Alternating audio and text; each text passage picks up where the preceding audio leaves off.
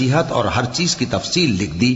फिर इरशाद फरमाया कि उसे मजबूती से थामे रहो और अपनी कौम से भी कह दो कि इन बातों पर बहुत अच्छी तरह अमल करें। मैं अनकरीब तुमको नाफरमान लोगों का घर दिखाऊंगा। जो लोग जमीन में नाहक तकब्बुर करती हैं उनको अपनी आयतों से फेर दूंगा। अगर ये सब निशानियां भी देख लें तब भी उन पर ईमान न लाएं, और अगर भलाई का रास्ता देखें तो उसे अपना रास्ता न बनाएं, और अगर बुराई की राह देखें तो उसे रास्ता बना लें। ये इसलिए कि इन्होंने हमारी आयात को झुटलाया और उनसे गफलत कर।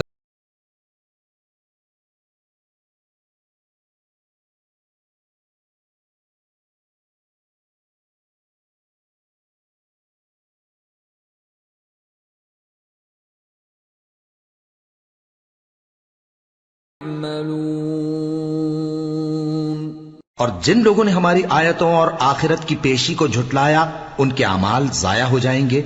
ये जैसे अमल करते हैं वैसा ही इनको बदला मिलेगा।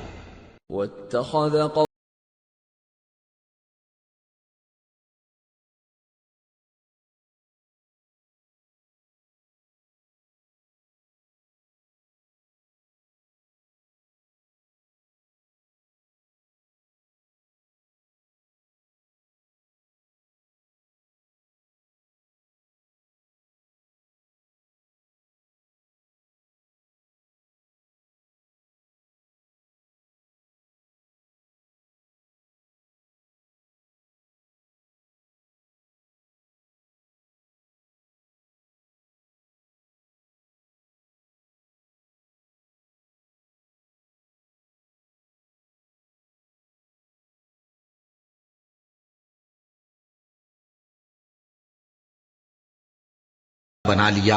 वो एक जिस्म था जिसमें से बैल की आवाज निकलती थी।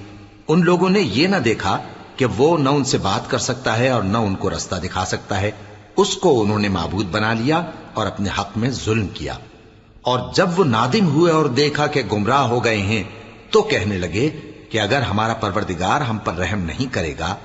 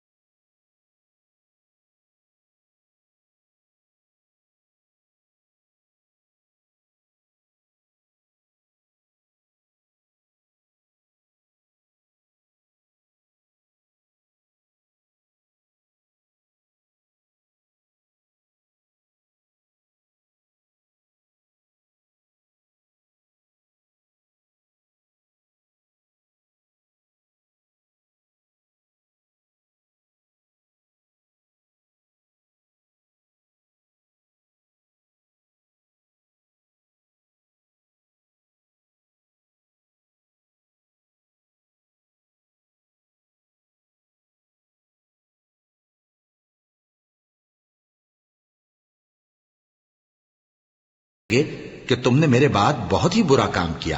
क्या तुमने अपने परवरदिगार का हुक्म जल्द चाहा?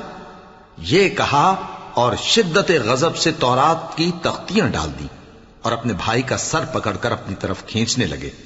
उन्होंने कहा कि भाईजान, लोग तो मुझे कमजोर समझते थे और करीब था कि कत्ल कर दें, तो ऐसा काम न कीजिए कि दुश्मन मुझ पर हंसे और मुझे जालिम लोगों में शामिल न समझिए।